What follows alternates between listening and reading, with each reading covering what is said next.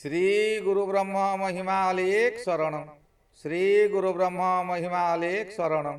श्री गुरु ब्रह्म महिमालेख शरणम। गुरु कृपा YouTube channel तरफरु आपण मानकु स्वागत जनाई आरंभ करने को जाउछि। 2026 मसीहा सेप्टेम्बर मासरे 12 गोटी राशि मासिक राशिफल। जो माने आमर यही चैनल को प्रथम करी देखुचंती से माने प्रथमे गोटे सब्सक्राइब करंतु और पाखरे आसुथिबा बेल आइकन को दबाई दियंतु, जहा द्वारा कि आमर जो समय रे वीडियो अपलोड हेबो सर्वप्रथमे आपण मानक पाखरे पहुंची पारिबो। जो मानकर विवाह विलंब हेउछि, चाकिरी रे बारंबार परीक्षा देई मध्य चाकिरी होई पारु नाही, परिवार मध्य रे अशांति लागी रहुछि, सेमाने सेमानकर जन्म तारीख, जन्म समय, जन्म स्थान और निजर नाम एई चैनल रो तळे दिया जाउथिबा मेल आईडी रे प्रेरण करंतु। आम्बे ताहा गणना करी आपण मानकु जणाई देबु। आसतु एबे जानिबा 2026 मसीहा सेप्टेम्बर मासरे मीन राशि मासिक राशिफल। नमस्कार बंधुगण, मीन राशि समस्त जातक और जातिका आमर आंतरिक शुभेच्छा।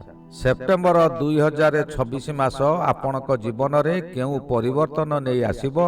एही मासरे चाकिरी रे उन्नति हेबो कि, व्यवसाय रे लाभ मिलिबो कि, धन आसिब ना खर्च बढ़िब, परिवार रे शांति रहिब कि, प्रेम और दाम्पत्य जीवन किपरि रहिब, संतान और शिक्षा क्षेत्र रे केउ परिवर्तन देखाजिब, स्वास्थ्य और यात्रा पई केउ सतर्कता आवश्यक। विशेष कथा हेउची एही मासरे मीन राशि पई किछि ग्रह भल सुजोग देउथिबा बेले किछि ग्रह आपनकु संयम और सतर्कतार पाठ पढ़ाइबे। षष्ठ स्थान रे रवि और बुधक प्रभाव आपण को काम, प्रतियोगिता और समस्या को सामना करिवार शक्ति दे पारे। पंचम स्थान रे बृहस्पति थिबरु शिक्षा, संतान और ज्ञानर क्षेत्र रे भल आशा रही। अष्टम स्थान रे शुक्र मध्य किछि गुप्त लाभ और अप्रत्याशित सुजोगर संकेत दे पारंती, किंतु जन्म स्थान रे शनिकर अति अशुभ प्रभाव, द्वादश रे राहु एवं चतुर्थ रे मंगलंकर अति अशुभ प्रभाव जोगु किछि क्षेत्र रे अधिक संयम रहिबा को पड़िबो। तेणु आसंतु जानिबा सेप्टेम्बर 2026 मासरे मीन राशि पई केउ क्षेत्र भल रहिबो एवं केउ क्षेत्र रे समाधान हेबा आवश्यक। एई मासर सामग्रिक चित्र। सेप्टेम्बर मास मीन राशि पई मिश्रित फल नहीं आसिबो। एही मासरे आपनकु एकपटे निजर परिश्रम और दक्षता द्वारा आगक बढ़िबार सुजोग मिली पारे, अन्यपटे मन और शरीर उपरे अधिक चाप रही पारे। षष्ठ स्थान रे रविक शुभ प्रभाव मासर प्रथम भाग रे आपनकर काम करिबाकु शक्ति बढ़ाई देई पारे। कार्य क्षेत्र रे जेउ समस्या आपनकु अटकाई रखिथिला ताहाकु साहसर सहित सामना करिबार मनोभाव आसी पारे, किंतु 17 सेप्टेम्बर ठारू रवि सप्तम स्थान रे अशुभ हेबारु संपर्क और सहभागितारे संयम आवश्यक हेबो। पंचम बृहस्पति आपणक पई एई मासरे एक बड़ सकारात्मक प्रभाव, शिक्षा, संतान, ज्ञान, सृजनशीलता और भविष्यत योजना रे यह आशाजनक फल देई पारे। षष्ठ केतु मध्य बाधा को सामना करिबारे सहायता करि पारंती। प्रतियोगिता रे निजको प्रमाण करिबारे सुजोग मिली पारे, किंतु जन्म स्थान रे शनिकर अति अशुभ प्रभाव जोगु मासटी रे धैर्य हराइबा ठीक हेबो नाही। निज उपरे अधिक दायित्व आसी पारे एवं कोनोसी कामर फल पई अधिक समय को अपेक्षा करिवा को पड़ी पारे। कर्म और चाकरी। चाकरी करुथिबा मीन राशिक व्यक्तिक पई मासर प्रथम भाग अपेक्षाकृत भल रही पारे। षष्ठ रवि और षष्ठ बुधक प्रभाव जोगु कर्म क्षेत्र रे निजर दक्षता देखाइबार सुजोग मिली पारे। अधिक परिश्रम करिवा को पड़िले मध्य ताहार फल मिलिबार आशा रहिबो। जेउ माने चाकरी पई प्रयास करूछंती सेमाने नियमित चेष्टा जारी रखंतु। ନିଜର ଦୁର୍ବଳତାକୁ ଚିହ୍ନଟ କରି ବାହାରେ ସୁଧାର କରିବା ଏହି ମାସରେ ଲାଭଦାୟକ ହୋଇପାରେ। ସେପ୍ଟେମ୍ବର 7 ତାରିଖ ଠାରୁ ବୁଧ ସପ୍ତମ ଭାବରେ ଅଶୁଭ ହେବାରୁ କାର୍ଯ୍ୟସ୍ଥଳରେ କଥାବାର୍ତ୍ତା କରିବା ବେଳେ ସତର୍କ ରୁହନ୍ତୁ। ଭୁଲ କଥା କିମ୍ବା ଅସ୍ପଷ୍ଟ କଥାରୁ ଭୁଲ ବୁଝାମଣା ହୋଇପାରେ। 24 ସେପ୍ଟେମ୍ବର ଠାରୁ ବୁଧ ଅଷ୍ଟମ ସ୍ଥାନରେ ଶୁଭ ହେବାରୁ ଅଟକିଥିବା କାମ ଗୁପ୍ତ ଭାବରେ ଆଗକୁ ବଢ଼ିପାରେ। ନୂତନ ଦାୟିତ୍ୱ କିମ୍ବା କାମର ନୂତନ ପଦ୍ଧତି ମଧ୍ୟ ଆସିପାରେ। ମାସର ଦ୍ୱିତୀୟ ଭାଗରେ ରବି ସପ୍ତମରେ ଅଶୁଭ ଥିବାରୁ ଉପରିସ୍ଥ ଅଧିକାରୀ କିମ୍ବା ସହକର୍ମୀଙ୍କ ସହ ଅନାବଶ୍ୟକ ତର୍କରୁ ଦୂରେଇ ରହିବା ଭଲ। ବ୍ୟବସାୟ ଓ ଆର୍ଥିକ ସ୍ଥିତି। ବ୍ୟବସାୟ କ୍ଷେତ୍ରରେ ଏହି ମାସର ଫଳ ମିଶ୍ରିତ ରହିବ। ପଞ୍ଚମ ବୃହସ୍ପତି ଯୋଗୁଁ ବ୍ୟବସାୟରେ ନୂତନ ଧାରଣା ଆସିପାରେ। ଆପଣ ଦୀର୍ଘ ସମୟ ଧରି ଭାବୁଥିବା କୌଣସି ଯୋଜନାକୁ ଏହି ମାସରେ ଆଗକୁ ନେବାର ସୁଯୋଗ ପାଇପାରନ୍ତି। ଅଷ୍ଟମ ଶୁକ୍ର ଯୋଗୁଁ ଅପ୍ରତ୍ୟାଶିତ ଭାବରେ କୌଣସି ଲାଭ କିମ୍ବା ସହାୟତା ମିଳିପାରେ। ପୁରୁଣା କୌଣସି ଆର୍ଥିକ ବିଷୟ ପୁଣି ସାମ୍ନାକୁ ଆସିପାରେ। କିନ୍ତୁ ଦ୍ୱାଦଶ ରାହୁ ଯୋଗୁଁ ଅନାବଶ୍ୟକ ଖର୍ଚ୍ଚ ବଢ଼ିବାର ସମ୍ଭାବନା ଅଧିକ। ଆୟ ହେଉଥିଲେ ମଧ୍ୟ ଟଙ୍କା କେଉଁଠି ଖର୍ଚ୍ଚ ହୋଇଯାଉଛି ତାହା ବୁଝିବା କଷ୍ଟକର ହୋଇପାରେ। ମଙ୍ଗଳ ଚତୁର୍ଥରେ ଅତି ଅଶୁଭ ଥିବାରୁ ଘର, ଯାନବାହନ କିମ୍ବା ଅନ୍ୟାନ୍ୟ ଘରୋଇ ବିଷୟରେ ଅପ୍ରତ୍ୟାଶିତ ଖର୍ଚ୍ଚ ହୋଇପାରେ। ଧନ ସଞ୍ଚୟ କରିବାକୁ ଚାହୁଁଥିଲେ ଏହି ମାସରେ ଖର୍ଚ୍ଚର ଯୋଜନା କର, ତାଲିକା କର। ଅନାବଶ୍ୟକ ଖର୍ଚ୍ଚକୁ ଆଉଟ୍ କର। ଅନ୍ୟମାନଙ୍କ କଥାରେ ପଡ଼ି ତଡ଼ବଡ଼ି ଆର୍ଥିକ ନିଷ୍ପତ୍ତି ନେବା ଠିକ୍ ହେବ ନାହିଁ। ପରିବାର ଓ ଘରୋଇ ଜୀବନ। ପାରିବାରିକ ଜୀବନରେ ଏହି ମାସରେ ଧୈର୍ଯ୍ୟ ରଖିବା ଆବଶ୍ୟକ। ଚତୁର୍ଥ ସ୍ଥାନରେ ମଙ୍ଗଳ ଅତି ଅଶୁଭ ଥିବାରୁ ଘରେ ଛୋଟ କଥାକୁ ନେଇ ରାଗ କିମ୍ବା ମତଭେଦ ହୋଇପାରେ। ଘରର ଶାନ୍ତି ରକ୍ଷା ପାଇଁ କଥା କହିବା ସମୟରେ ସଂଯମ ରଖନ୍ତୁ। ଘରର ସାମଗ୍ରୀ ମରାମତି କିମ୍ବା ଯାନବାହନ ସମ୍ବନ୍ଧୀୟ ଖର୍ଚ୍ଚ ଆସିପାରେ। ଜନ୍ମସ୍ଥାନରେ ଶନିଙ୍କର ଅତି ଅଶୁଭ ପ୍ରଭାବ ଯୋଗୁଁ ଆପଣଙ୍କ ମନରେ ଅଧିକ ଚିନ୍ତା ରହିପାରେ। ଏହି ମାନସିକ ଚାପକୁ ଘରର ଲୋକଙ୍କ ଉପରେ ପ୍ରକାଶ କରିବା ଠିକ୍ ନୁହେଁ। ପରିବାରର ବୟସ୍କ ସଦସ୍ୟଙ୍କ ପ୍ରତି ଧ୍ୟାନ ଦିଅନ୍ତୁ। ଘରର କୌଣସି ବିଷୟରେ ନିଷ୍ପତ୍ତି ନେବା ବେଳେ ସମସ୍ତଙ୍କ ମତକୁ ଗୁରୁତ୍ୱ ଦେବା ଭଲ। 18 ସେପ୍ଟେମ୍ବର ଠାରୁ ମଙ୍ଗଳ ପଞ୍ଚମ ସ୍ଥାନରେ ଅଶୁଭ ହେବାରୁ ସନ୍ତାନ ଓ ପାରିବାରିକ ଭାବନା ସମ୍ବନ୍ଧୀୟ ବିଷୟରେ ମଧ୍ୟ ଅଧିକ ରାଗ ନ କରିବା ଭଲ। ପ୍ରେମ ଓ ଦାମ୍ପତ୍ୟ ଜୀବନ। ପ୍ରେମ ଓ ଦାମ୍ପତ୍ୟ ଜୀବନ ପାଇଁ ଏହି ମାସରେ ବୁଝାମଣା ସବୁଠାରୁ ଅଧିକ ଆବଶ୍ୟକ ହେବ। ଶୁକ୍ର ଅଷ୍ଟମ ସ୍ଥାନରେ ଶୁଭ ଥିବାରୁ ସମ୍ପର୍କରେ କିଛି ଗଭୀରତା ଆସିପାରେ। ପରସ୍ପରଙ୍କ ମନର କଥା ବୁଝିବାରେ ସୁଯୋଗ ମିଳିପାରେ। କିନ୍ତୁ ରବି ଓ ବୁଧଙ୍କ ସପ୍ତମ ସ୍ଥାନରେ ପ୍ରଭାବ ସମ୍ପର୍କରେ ମତଭେଦ ଆଣିପାରେ।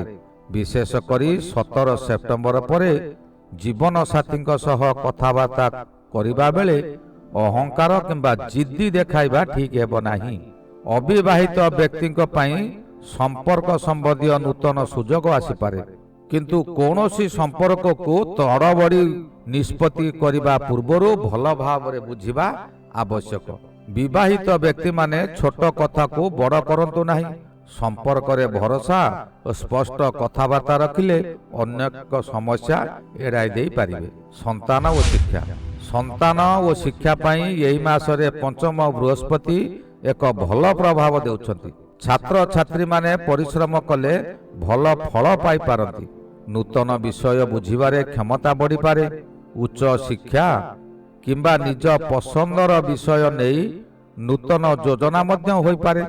18 ସେପ୍ଟେମ୍ବର ଠାରୁ ମଙ୍ଗଳ ପଞ୍ଚମ ସ୍ଥାନରେ ଅଶୁଭ ହେବାରୁ ଛାତ୍ରଛାତ୍ରୀମାନେ ରାଗ, ଅସ୍ଥିରତା ଓ ଅତି ତଡ଼ବଡ଼ିରୁ ଦୂରେଇ ରହିବା ଭଲ। ସନ୍ତାନଙ୍କ ଭବିଷ୍ୟତକୁ ନେଇ ଅଭିଭାବକମାନେ ଅଧିକ ଚିନ୍ତା କରିପାରନ୍ତି। କିନ୍ତୁ ସନ୍ତାନଙ୍କ ଉପରେ ଅତ୍ୟଧିକ ଚାପ ନ ଦେଇ ସେମାନଙ୍କ ସମସ୍ୟା ବୁଝିବା ଅଧିକ ଉପଯୋଗୀ ହେବ। ପ୍ରତିଯୋଗିତାମୂଳକ ପଢ଼ା ପାଇଁ ଷଷ୍ଠ ରବି ଓ ଷଷ୍ଠ କେତୁଙ୍କ ପ୍ରଭାବ ଆପଣଙ୍କୁ ନିଜ ପ୍ରତିଦ୍ୱନ୍ଦ୍ୱୀଙ୍କୁ ସାମ୍ନା କରିବାର ମନୋବଳ ଦେଇପାରେ। ସ୍ୱାସ୍ଥ୍ୟ କ୍ଷେତ୍ରରେ ଏହି ମାସରେ ବିଶେଷ ସତର୍କତା ଆବଶ୍ୟକ। ଜନ୍ମସ୍ଥାନରେ ଶନିଙ୍କର ଅତି ଅଶୁଭ ପ୍ରଭାବ ଯୋଗୁଁ ଶାରୀରିକ କ୍ଳାନ୍ତି, ମନରେ ଭାରିପଣ କିମ୍ବା କାମ ପ୍ରତି ଅନାଗ୍ରହ ଭଳି ଅନୁଭବ କରିପାରିବେ। ଦ୍ୱାଦଶ ରାହୁ ଯୋଗୁଁ ନିଦ୍ରା ଓ ମାନସିକ ଶାନ୍ତି ଦିଗରେ ଧ୍ୟାନ ଦେବା ଭଲ। ଚତୁର୍ଥ ମଙ୍ଗଳ ଅତି ଅଶୁଭ ଥିବାରୁ ମାସର ମଧ୍ୟଭାଗ ପର୍ଯ୍ୟନ୍ତ ଘରୋଇ କାମ କିମ୍ବା ଯାନବାହନ ବ୍ୟବହାର ସମୟରେ ଅସାବଧାନତା ହେବା ଉଚିତ ନୁହେଁ। ସେହି ସହିତ ନିୟମିତ ଖାଦ୍ୟ, ପର୍ଯ୍ୟାପ୍ତ ନିଦ୍ରା, ପାଣି ପିଇବା ଓ ଆରାମରୁ ଗୁରୁତ୍ୱ ଦିଅନ୍ତୁ। କୌଣସି ସ୍ୱାସ୍ଥ୍ୟ ସମସ୍ୟା ଅନୁଭବ ହେଲେ ତାହାକୁ ଅଣଦେଖା ନ କରି ଅଭିଭାବକ କିମ୍ବା ଯୋଗ୍ୟ ଚିକିତ୍ସକଙ୍କ ପରାମର୍ଶ ନେବା ଭଲ। ଯାତ୍ରା ସେପ୍ଟେମ୍ବର ମାସରେ ଯାତ୍ରାର ସମ୍ଭାବନା ରହିପାରେ, କିନ୍ତୁ ଯାତ୍ରା ସମୟରେ ଯୋଜନା ଓ ସତର୍କତା ଆବଶ୍ୟକ। ଦ୍ୱାଦଶ ରାହୁ ଯୋଗୁଁ ଦୂରଯାତ୍ରା କିମ୍ବା ଅପ୍ରତ୍ୟାଶିତ ଯାତ୍ରା ହୋଇପାରେ। ଏପରି ଯାତ୍ରାରେ ଅନାବଶ୍ୟକ ଖର୍ଚ୍ଚ ମଧ୍ୟ ହୋଇପାରେ। ଚତୁର୍ଥ ମଙ୍ଗଳ ଅତି ଅଶୁଭ ଥିବାରୁ ଯାନବାହନ ଚଳାଇବା ସମୟରେ ତଡ଼ବଡ଼ି ନ କରିବା ଭଲ। ପ୍ରତ୍ୟେକ ଦିଗକୁ ନଜର ରଖି ଚାଲିବା ଭଲ। କାର୍ଯ୍ୟ କିମ୍ବା ବ୍ୟବସାୟ ସମ୍ବନ୍ଧୀୟ ଯାତ୍ରା ହେଲେ ଆବଶ୍ୟକ କାଗଜପତ୍ର ଯୋଜନା ପୂର୍ବରୁ ପ୍ରସ୍ତୁତ ରଖନ୍ତୁ। ଏହି ସେପ୍ଟେମ୍ବର ମାସରେ ମୀନ ରାଶି ପାଇଁ କିଛି ଭଲ ପ୍ରଭାବ ବିଶେଷ ଭାବରେ ଦେଖାଯାଉଛି। ପ୍ରଥମେ ପଞ୍ଚମ ବୃହସ୍ପତି, ଏହା ଶିକ୍ଷା, ସନ୍ତାନ, ଜ୍ଞାନ ଓ ଭବିଷ୍ୟତ ଯୋଜନା ପାଇଁ ଭଲ ଆଶା ଦେଇପାରେ। ଅଷ୍ଟମ ଶୁକ୍ର ଅପ୍ରତ୍ୟାଶିତ ଲାଭ କିମ୍ବା ଗୁପ୍ତ ଭାବରେ ଆସୁଥିବା ସୁଯୋଗର ସଂକେତ ଦେଇପାରନ୍ତି। ଷଷ୍ଠ ରବି ଓ ଷଷ୍ଠ କେତୁଙ୍କ ପ୍ରଭାବ ଯୋଗୁଁ ପ୍ରତିଯୋଗିତା ଓ ବାଧାକୁ ସାମ୍ନା କରିବାର ଶକ୍ତି ମିଳିବ। ବୁଧ ମାସର ଶେଷ ଭାଗରେ ଅଷ୍ଟମ ସ୍ଥାନରେ ଶୁଭ ହେବାରୁ ଗୁପ୍ତ ଭାବରେ ଅଟକିଥିବା କୌଣସି କାମରେ ଗତି ଆସିବ। ତେଣୁ ମାସଟି ସମ୍ପୂର୍ଣ୍ଣ ଅଶୁଭ ନୁହେଁ। ଠିକ୍ ସମୟରେ ଠିକ୍ ପଦକ୍ଷେପ ନେଲେ ଭଲ ସୁଯୋଗକୁ ନିଜ ପକ୍ଷରେ ନେଇପାରିବେ। ସେପ୍ଟେମ୍ବର ମାସରେ ସତର୍କତାର ଯୋଗ। ମୀନ ରାଶି ପାଇଁ ଏହି ମାସର ସବୁଠାରୁ ବଡ଼ ସତର୍କତା ହେଉଛି ଜନ୍ମସ୍ଥାନରେ ଶନିଙ୍କ ଅତି ଅଶୁଭ ପ୍ରଭାବ। ଏହି କାରଣରୁ ମନକୁ ଦୁର୍ବଳ ହେବାକୁ ଦିଅନ୍ତୁ ନାହିଁ। କୌଣସି କାମର ଫଳ ଶୀଘ୍ର ନ ମିଳିଲେ ନିରାଶ ହୋଇ କାମ ଛାଡ଼ନ୍ତୁ ନାହିଁ। ଦ୍ୱାଦଶ ରାହୁ ଯୋଗୁଁ ଖର୍ଚ୍ଚ ଓ ଅନାବଶ୍ୟକ ଚିନ୍ତା ବଢ଼ିପାରେ, ତେଣୁ ଧନର ଯୋଜନା କରି ଚାଲନ୍ତୁ। ଚତୁର୍ଥ ମଙ୍ଗଳ ଅତି ଅଶୁଭ ଥିବାରୁ ଘରୋଇ ଶାନ୍ତି, ଯାନବାହନ ଓ ପାରିବାରିକ କଥାବାର୍ତ୍ତାରେ ସଂଯମ ରଖନ୍ତୁ। ସେପ୍ଟେମ୍ବର 18 ତାରିଖ ଠାରୁ ମଙ୍ଗଳ ପଞ୍ଚମରେ ଅଶୁଭ ହେବାରୁ ସନ୍ତାନ, ପ୍ରେମ ଓ ଶିକ୍ଷା କ୍ଷେତ୍ରରେ ରାଗ କିମ୍ବା ଅତି ତଡ଼ବଡ଼ିରୁ ଦୂରେଇ ରହିବା ଆପଣଙ୍କ ସକାଶେ ଅତ୍ୟନ୍ତ ଭଲ। ମାସର ସାରାଂଶ। ବନ୍ଧୁଗଣ, ମୀନ ରାଶି ପାଇଁ ସେପ୍ଟେମ୍ବର ମାସର ସବୁଠାରୁ ବଡ଼ ସନ୍ଦେଶ ହେଉଛି ପରିସ୍ଥିତି କଠିନ ହେଲେ ମଧ୍ୟ ନିଜ ଉପରୁ ବିଶ୍ୱାସ ହରାନ୍ତୁ ନାହିଁ। କାରଣ ଏହି ମାସରେ ଯେଉଁଠାରେ ଶନି ଆପଣଙ୍କର ଧୈର୍ଯ୍ୟ ପରୀକ୍ଷା କରିବେ, ସେହିଠାରେ ବୃହସ୍ପତି ଆପଣଙ୍କୁ ଆଶା ଦେବେ। ଯେଉଁଠାରେ ରାହୁ ଖର୍ଚ୍ଚ ବଢ଼ାଇ ପାରନ୍ତି, ସେଠାରେ ରବି ଓ ବୁଧ ଆପଣଙ୍କୁ ସମସ୍ୟାର ସାମ୍ନା କରିବାକୁ ଶକ୍ତି ଦେବେ। ତେଣୁ ଏହି ମାସରେ କୌଣସି କାର୍ଯ୍ୟକୁ ତଡ଼ବଡ଼ି କରନ୍ତୁ ନାହିଁ। ବୁଝି ବିଚାରି ପଦକ୍ଷେପ ନିଅନ୍ତୁ। ରାଗରେ କାହାରିକୁ କିଛି କୁହନ୍ତୁ ନାହିଁ। ଅନାବଶ୍ୟକ ଖର୍ଚ୍ଚରୁ ଦୂରେଇ ରୁହନ୍ତୁ।